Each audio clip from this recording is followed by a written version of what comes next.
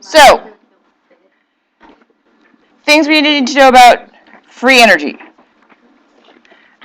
We talked yesterday about negative E is thermodynamically unfavorable, positive E is thermodynamically favorable.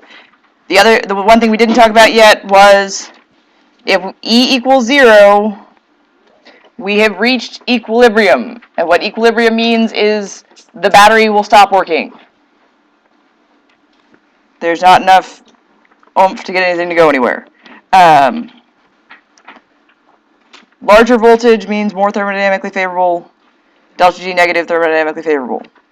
If K is bigger than 1, it's favored. K is the equilibrium constant. We will talk about this in great detail later in the year. For right now, you just need to know K bigger than 1 is good.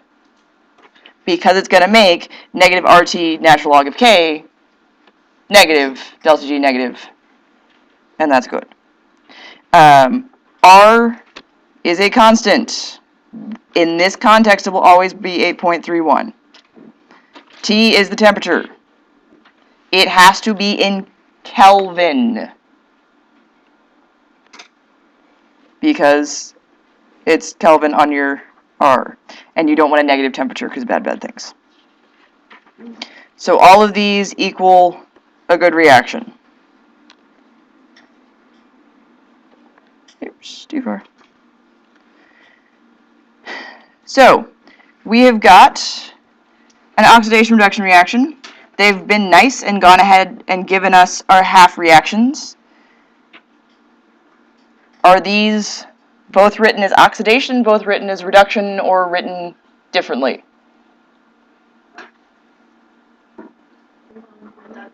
They're both written as reduction, and that's because it comes off standard potential table, which is always going to be standard reduction potentials, unless somebody's done something really strange. So, these are our half reactions. Which one of these will actually be reduced? The 0.17. And so if it's reduced, is that our anode or our cathode? Cathode. Remember, consonants pair, vowels pair. So if this one's our oxidation, it has to be our anode. Okay, to find E for the cell, what do?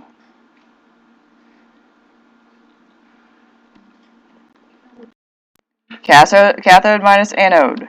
So 0.17 minus negative 0.5, which gives us an E cell of 0.67. Okay? And then the other thing it wants us to calculate is K. So we just said, to find K, we need delta G equals negative RT natural log of K, but that also equals negative NFE. So let's actually look at that. So N, what was N? Number of electrons. So, do you want to go all the way through balancing this redox reaction or not? No. But even if we don't balance it, how many electrons do we know have to be involved when this is balanced?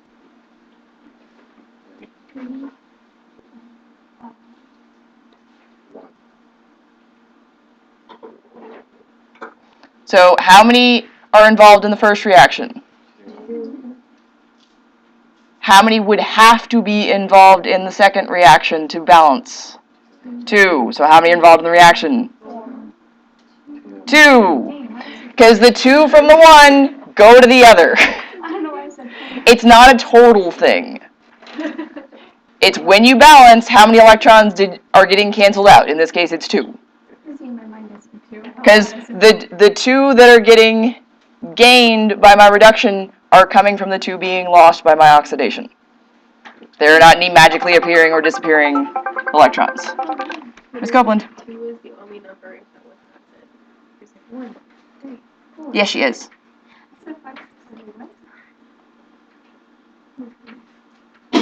We're in the middle of doing notes right now. Can I send her when we're done with notes? Okay. When we're done with notes, you need to go see Miss Haas. Alright, but I was like, no, I'm not going to send her in the middle of notes. It's a bad thing to miss.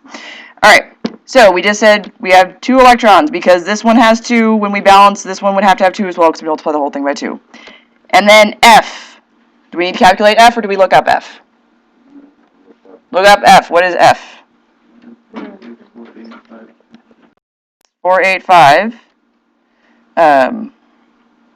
Times, we just said our E was 0.67 equals negative. We said our R was always going to be what for these calculations?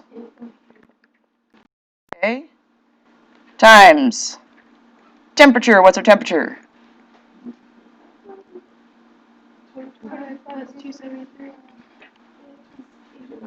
298. Times natural log of K. So what do we need to do first?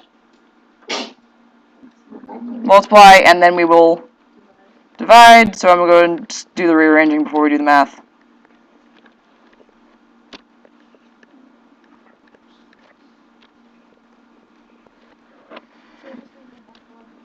So natural log of K is going to equal whatever this is divided.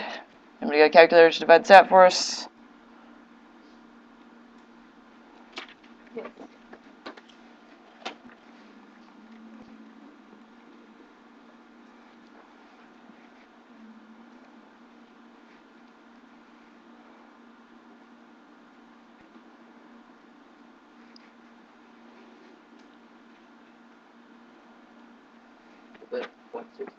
Yes.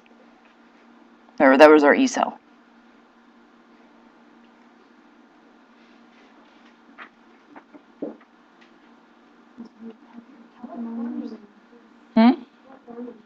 So we are combining our 2 delta G equations.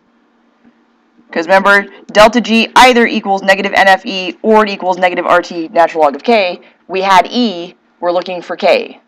I got 0.802. 0.802? Too far. That's not right. I did it in my phone calculator. Yeah, no, I got negative 52.2. I got positive. You should get positive, definitely, because there's a negative on top and a negative on bottom. Oh. Okay, so what did we get? 52.2. 52.2. All right, and I do not remember which level of math you learned this in, but what is the opposite of natural log? E to the power of. Okay, I couldn't remember. Which E? The lowercase e. Remember that lowercase e you kept trying to use when we were supposed to be using the EE key? This is where the lowercase e key actually comes in. So the opposite of natural log is e to the power of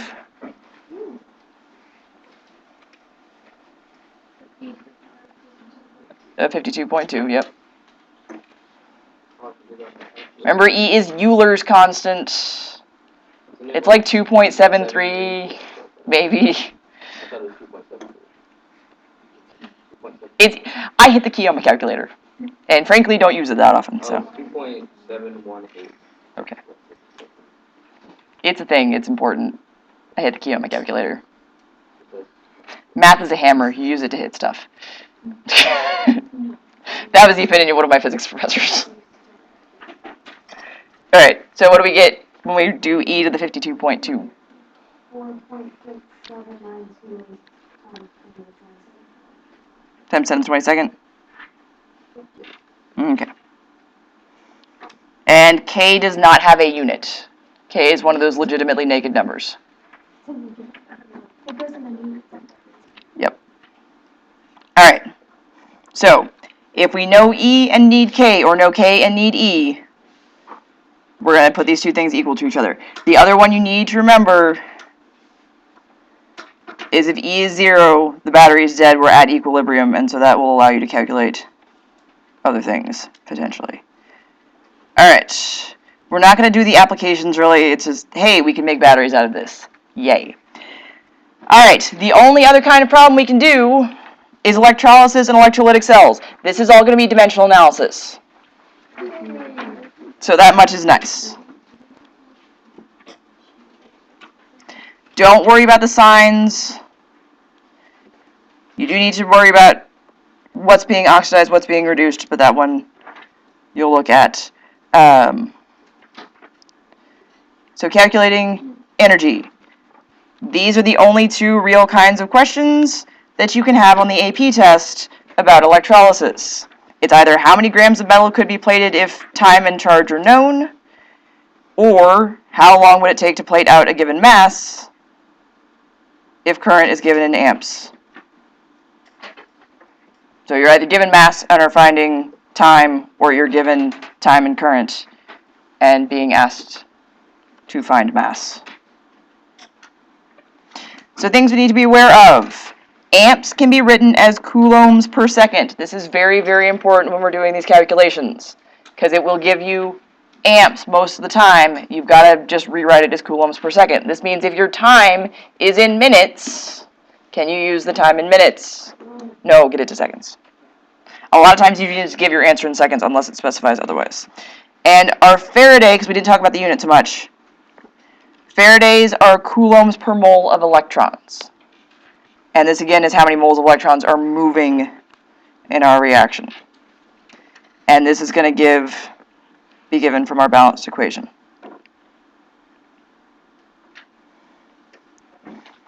Alright, so how long must a current of 5 amps be applied to a solution of silver ions to produce 10.5 grams of silver metal? Are we going to start with our mass or with our amps? Mass. Because what units do amps really have? Coulombs per second. It's a 2-unit number like molarity. So you'll never start with it. So we're starting with our 10.5 grams of silver. What do we always have to get to? Moles, which means we need our, which for silver is?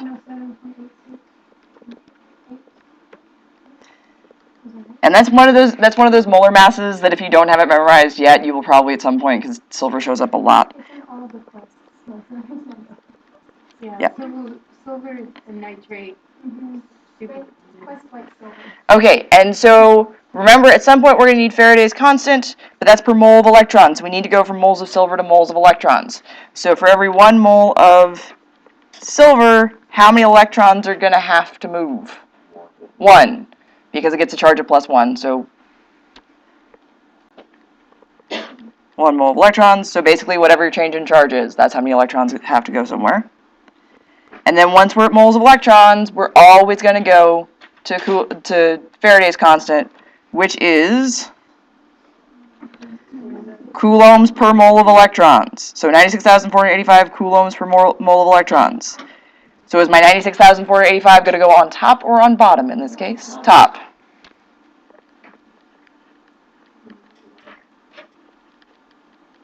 Okay. And then last but not least, I want time. And what did we say amps were? Coulombs per second. So is my 5 going to go on top or on bottom? Bottom. Hey, can we go ahead and go to minutes? You can go ahead and go to minutes from there if you wish. If it doesn't specify in the question on the AP test, you can leave it in seconds, but make sure you put your units. Because if they assumed everyone was going to go to minutes and you go to seconds and you don't label it as seconds, they're going to say you're wrong. So put your units. But yeah, we can go ahead and go to minutes if we want. How many seconds are in a minute? 60.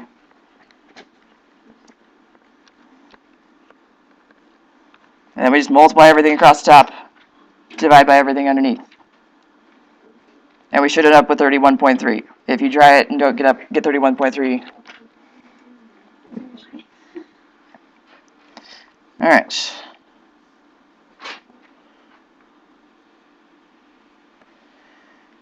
Okay, that next question is literally look at the table and figure out which one's going to be reduced in an electrolytic cell at the lowest voltage, which means go the other way. Yeah. Alright, and we don't worry so much about applications of electrolytic. So yeah, that's basically all of our notes. So you can go ahead and work on the quest or work on pre-lab questions for tomorrow's lab. Ask questions if you've got them.